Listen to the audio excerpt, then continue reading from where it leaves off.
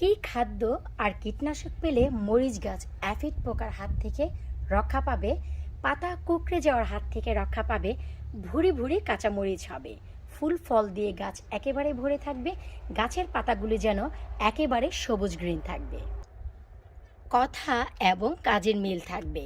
শুধু সবুজ বলবো আর পাতা সবুজ থাকবে না, পাতা কোঁকড়ানো থাকবে না এটা বলবো অথচ কোঁকড়ানো থাকবে, তা তো ভাই হবে না। কথা যা বলবো তা একেবারে কাটায় কাটায় মিলিয়ে দিব ভিডিওর সাথে, এটাই হচ্ছে আমার কথা। আজকের যে ভিডিওর বিষয়বস্তু তাই থাকছে। হ্যালো এভরিওয়ান, আসসালামু আলাইকুম। কেমন আছেন আপনারা সবাই? আলহামদুলিল্লাহ, আমি তো অনেক ভালো আছি।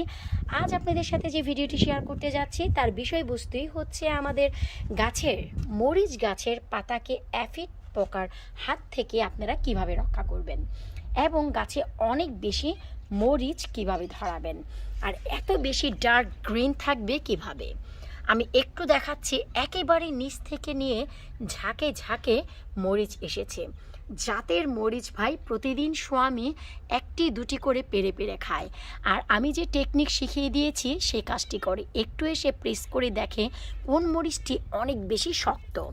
যেটি ভাই শক্ত সেটি সে টেনে নিয়ে যায় খাওয়ার জন্য।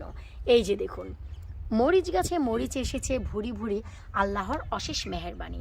আজকের ভিডিওটি প্লিজ শুরু থেকে শেষ পর্যন্ত না টেনে দেখার চেষ্টা করবেন, এতে করে আপনারা জানতে পারবেন যে এই মরিচ গাছে আমি কি এমন খাদ্য দিই যার কারণে আমার পাতাগুলো এত বেশি সবুজ, এত বেশি ফুল এবং ফল, আর কোনো অ্যাফিড পোকাও নেই, পাতাগুলো একেবারেই কুঁকড়ে যায়নি। তো চলুন আমরা শুরু থেকে ভিডিওটি আপনাদের সাথে চমৎকারভাবে শেয়ার করি, যেন আমাদের আগত বন্ধুবান্ধবদের, আগত বলতে বুঝিয়েছি যারা সব কিছু জানেন তারা তো জানেনি, আর যারা একেবারেই নতুন এবছর গার্ডেনিং করছেন বা আগামী বছর গার্ডেনিং করবেন তাদের জন্য এই টিপসগুলো জানা থাকা খুবই জরুরি।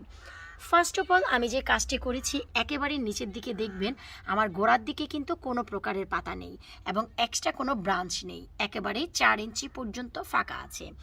এরপরেও নিচের দিকে যে পাতাগুলো আছে এগুলোকে ছাঁটাই বাছাই করতে হবে।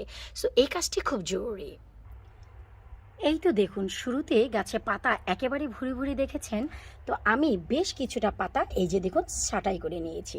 এখন দেখুন কতটা ফাঁকা হয়ে গিয়েছে, আর এতটাই ফাঁকা দরকার প্রতিটি গাছের গোড়ায় গোড়ায় তাপমাত্রা, হাওয়া বাতাস যাওয়ার জন্য। তো যত্নের ভিতরে এটি হচ্ছে প্রথম কাজ। এরপর দ্বিতীয় আমরা কি কাজ করব? এরপর হচ্ছে একেবারে ডার্ক সবুজ থাকার জন্য গাছে আমরা কি ব্যবহার করব? ব্যবহার করব আমরা নাইট্রোজেন।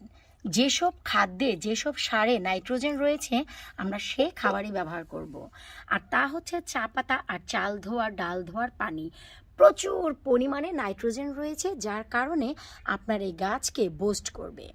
বুস্ট করবে বলতে শিকড় থেকে রুট স্ট্রং করবে, গাছের গোড়াকে শক্তি এবং অনেক স্বাস্থ্যবান করবে, আর গাছের ডগা পাতাকে একেবারে সবুজ রাখবে। এটি হচ্ছে এই চাল ডাল ধোয়ার পানির কাজ। প্রতিদিন আপনারা চাল ধোয়ার পানি ব্যবহার করতে পারবেন মরিচ গাছে এবং পুঁইশাক গাছে। 30 দিনে 30 দিন আমি যে কাজটি করে আমার এই মরিচ গাছের যত্ন করি। প্রতিটি গাছের গোড়ায় গোড়ায় আমাদের এই চাল ডাল ধোয়ার পানি অবশ্যই ব্যবহার করতে হবে, এটি মনে রাখতে হবে। তো আমাদের এই গাছের যত্নের ভিতর ফার্স্ট অফ অল যেটি আসে সেটি হচ্ছে প্রচুর পরিমাণে আপনাদের চাল ডাল ধোয়ার পানি দিতে হবে গাছকে সবুজ রাখার জন্য, এবং পাতাগুলো ছাঁটাই করে রাখতে হবে যেন গাছে অধিক মাত্রার আলো বাতাস এবং তাপ পায়। এরপর সব থেকে যে ইম্পর্টেন্ট জিনিস তা হচ্ছে গাছের পাতা যেন কুঁকড়ে না যায় এবং এফিড পোকার হাত থেকে যেন বাঁচে। সেটা আমরা কিভাবে করব? তার জন্য আমি ছোট্ট করে আপনাদের একটি উদাহরণ দিচ্ছি। মানুষ বলে না যে কিভাবে আপনাদেরকে আমি এক্সপ্লেন করব, আমি একটু বলছি। খুঁজে পেয়েছি, খুঁজে পেয়েছি, কি উপমা দিব? অনেকে বলে না যে কাঁটা দিয়ে কাঁটা তুলব, মরিচ গাছের ক্ষেত্রে আসলে তাই হয়, কাঁটা দিয়েই কাঁটা তুলতে হয়। আপনারা যারা আমার চ্যানেলে এখনও পর্যন্ত রুহ আফজার রেসিপিটি দেখেননি, সেই রুহ আফজা বানানোর রেসিপি দেখলেই বুঝতে পারবেন আমরা ফুটন্ত গরম পানি দিয়ে তার তাপমাত্রা কমাই। শুনতে হাস্যকর হলেও এটাই কিন্তু সত্যি। ঠিক তেমনি এত বেশি ঝাঁঝালো মরিচ গাছের ভেতর মরিচ আর রসুন একসাথে ব্লেন্ড করে পানি ছেঁকে স্প্রে করতে হবে এই মরিচ গাছে। তবেই এফিড পোকার হাত থেকে এবং পাতা কোঁকড়ানো হওয়া থেকে, লেডিবাগ থেকে আপনার মরিচ গাছ বেঁচে যাবে। ট্রাস্ট মি, আমি এই যত্ন দিয়েই আমার গাছগুলোকে এত বেশি হেলদি করেছি এবং এত রোগমুক্তি রেখেছি। আশা করি আপনারা দেখতেই পাচ্ছেন আমার গাছের কোনো জায়গায় আনাচে কানাচে কোথাও কিন্তু কোনো অ্যাফিড পোকার বংশধর নেই, কারণ এটি আমি একেবারেই খুবই চমৎকারভাবে যত্ন করি। তাহলে আপনারা কি বুঝলেন? কাঁটা দিয়ে কাঁটা তুলতে হবে, মরিচ দিয়ে মরিচ গাছের পোকামাকড় দূর করতে হবে, চাল ডাল ধোয়া এবং চা পাতা দিয়ে অনেক বেশি অধিক মাত্রা সবুজ রাখতে হবে, বুস্ট করতে হবে নাইট্রোজেন দিয়ে, যা চাল এবং চাল ধোয়ার পানি এবং চা পাতায় পেয়ে যাবেন। এরপর অনেক বেশি ফল ফুল আনার জন্য আমি আগেও বলেছি, এখনও বলি, পটাশিয়াম প্রয়োজন। আর তা হচ্ছে পাকা কলা এবং কলার খোসা একসাথে ব্লেন্ড করে 5 দিন রেখে সেটা সপ্তাহে 1 দিন ব্যবহার করবেন। গাছে যদি একেবারে ফল ফুলের কোনো বংশ না থাকে তাহলে সপ্তাহে 2 দিন ব্যবহার করবেন। এগুলো অর্গানিক সার বলে গাছের কোনো ক্ষয়ক্ষতি হবে না, এটা লাবণীর গ্যারান্টি। আশা রাখছি আজকে এই মরিচ গাছের যত্ন এবং পোকার হাত থেকে কিভাবে রক্ষা পাবেন তা আপনারা বুঝতে পেরেছেন।